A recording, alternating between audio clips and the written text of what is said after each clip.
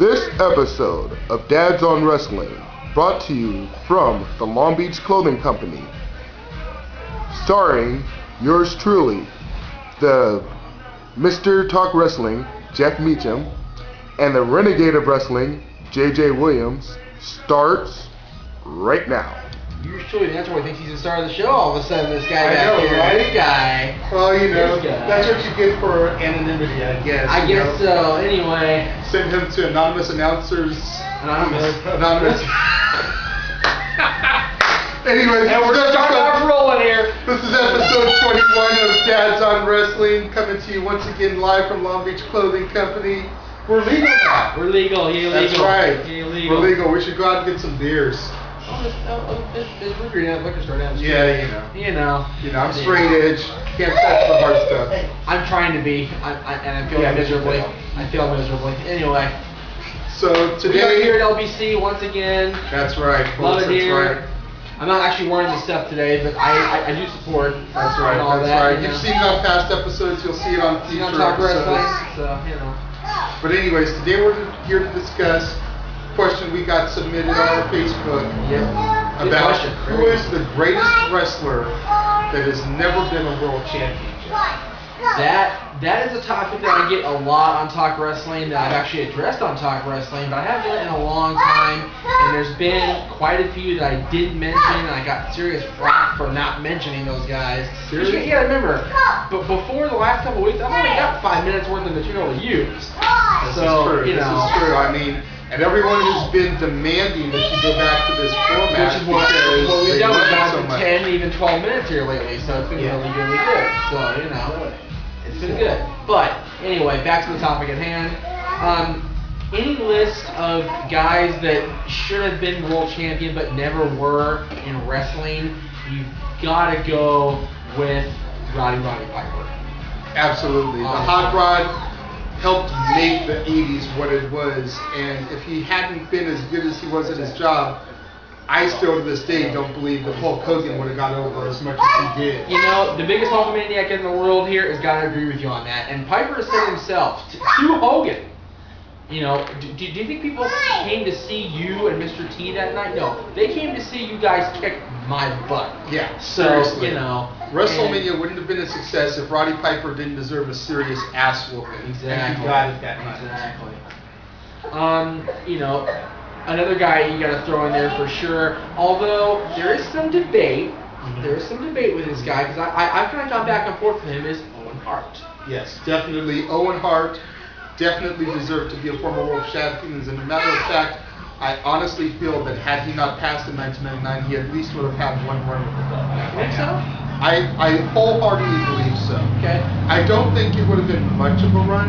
You know, possibly a Benoit League run. You know, Maybe. Mania to SummerSlam. You know, a nice little 5-6 month reign there. Right. And that probably would have been the end of it. He definitely wouldn't have been like his brother, Yeah. multiple-time champion. He definitely wouldn't be the level of a Ric Flair or a Triple H with 13, 14, 16 reigns. Yeah, seriously. But I definitely could have seen him as a 1 or 2 title. Yeah. Sorry for the background noise, by the way. You can hear our kids are in the studio audience today. We're kind of, it is Dads on Wrestling. It's the price you got to pay when you can't get a babysitter. We're just saying. We're pulling double duty today. We are the dads in more ways than one. So, anyway, where are you going with her? Leave her alone. Jake the Snake Roberts is Jake's a great one to mention, absolutely. He's another great one that definitely should have gotten a chance, and had it not been for Hulkamania and even Macho Man, you know, and those guys being the flag wavers, Jake might have got a shot. There is also something to point out when we kind of talking about Jake the Snake. Who brought this up? Mick Foley brought this up in his first book, Have a Nice Day.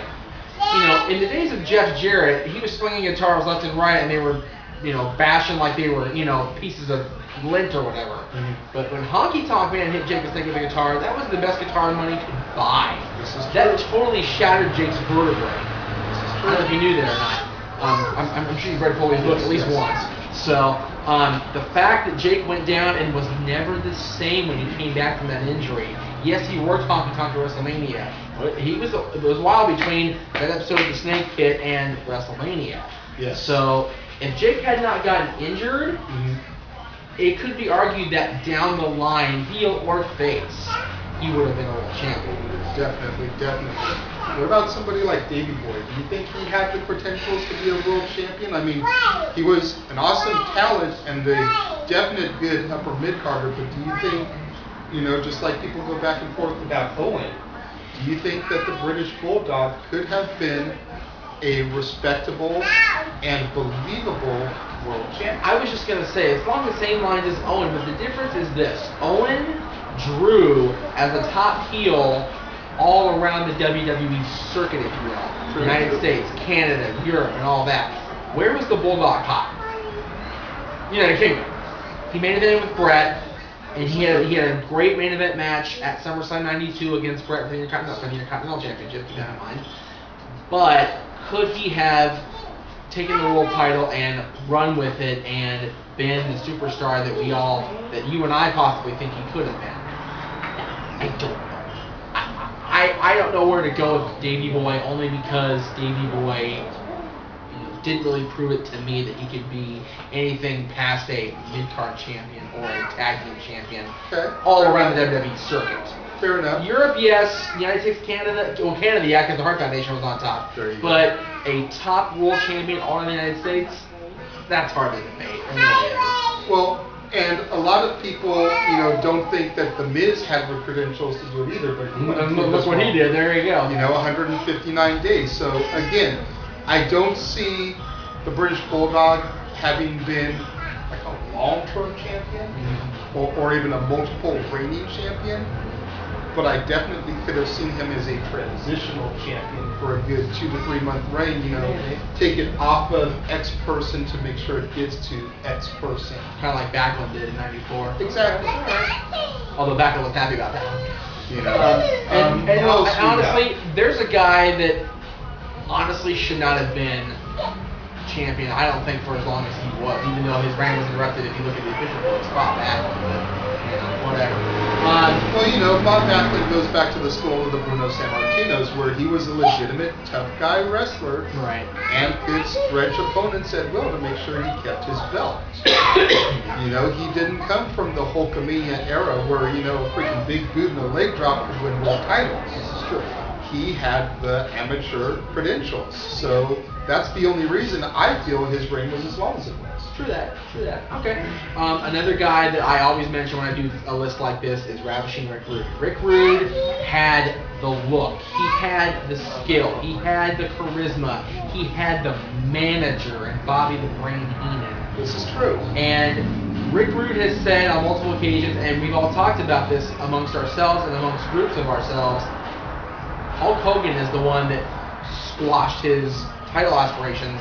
The fact that he didn't get a title shot, a major title run or opportunity until the Warrior won the title speaks volumes. It does. Now, being a more modern new school fan, if you will, Attitude Era to now, I've gone back and I've watched tapes of Rick Rude, and honestly, he didn't impress me the whole lot. Really? I mean, I'll give you the look, I'll give you the attitude. I mean, had Rick Rude come around and been ravishing the same time that Val Venus came around, then maybe I could see it. But for back then, he just didn't really impress me the same way that the Pipers, the Macho Mans, even Hogan, as big of a Hogan hater as I am, he did impress back in the day. Well, yeah, you can understand, you can go back and watch the tapes and understand why Hulkamania ran wild for as many years as it did. You gotta understand though, with that era, with Rude and Piper and all them, you gotta understand that there were so many people on that roster, so many big names. And they didn't have it split up into brands like they do today. Didn't, and the fact that every single person had to claw, scratch, fight for their spot. And apparently Rude just didn't fight hard enough because he was able to get squelched. Hulkamania, brother. Exactly. By the fact that, whether Hulk actually went to Vince and said, keep him down, brother, or not the issue. The fact that Hulk was champion, Rude got a shot here and there. Yeah. But when Warrior was champion, Rude was his guy until Macho came. Even though he did get a title reign, I think this guy should be on the list because he didn't get a long one, and that's Andre. Andre, yeah. What is up with Andre and his 1 minute title reign? Yeah, I don't you know, again, that's more of a transitional thing they did to get the Exactly. belt It's off like- of Hulk, because honestly, they wanted to put the belt on somebody. They wanted to give Hulk a break, and they figured, okay, Macho's our number 2 face, put it on him, but we can't have him face off yet. So keep the belt off him, do the buy the belt from DiBiase storyline. You had the Twin Hebners, which granted was one of the best storylines in the history of the world, no doubt about that. Yeah. But again, to have Andre, the 8th wonder of the world, one of the top guys of all time, have less than a minute with the title roughly. Yeah, I mean, seriously. That's bullshit, I'm sorry. It can be My argued language, that but Andre yeah. the Giant is the first one to bring wrestling to the mass media. Oh, I would agree even with that. before Hogan. I would agree with that. So for him to not have had a run, like a serious run, Yep. is a calling. Yeah. You know, and we were talking about this last night, and I threw somebody out there forgetting that he had actually been world champion because he was never one of the major companies, if you will, the WWF, WCW, NWA champion. That's Kurt Hennig. Right. He was Mr. AWA champion Perfect. in the 80s, yeah. Granted, you know, like you said, he was AWA champion, but he never got the shot to shine when there was that max exposure and wrestling was heating up the circuit. Well, with And I think he Perfect, deserved it. with Perfect, I think he was the perfect antithesis to Hulkamania. While Hulk was the top babyface, the world champion, the top dog, Perfect took the IC belt and ran a mile with it, man.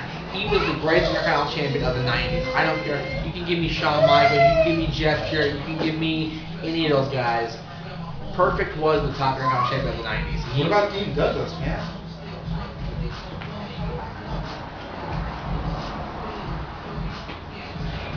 Seriously? The cameraman walked off too, by the way. Just throwing that out there. The cameraman walked off too. I'm just throwing that out there. Wow. You know, in all seriousness, you know, yeah, Dean Douglas, greatest Intercontinental Sucked champion. because Shane Douglas was such a dynamic personality. Right. They could have ran with the franchise. Saying that Dean Douglas was the greatest Intercontinental champion is like calling Techno Team 2000 the greatest tag team of all time. Aaron, will you walk off for me again and redo that? Okay, thank you. Okay. On that note, we're going to wrap up episode 21 of Dad's on Wrestling. We failed What do you today. guys think? Hit us up on the YouTube, hit us up on our Facebooks. Hit us up on the dad's face. Let us know what you think.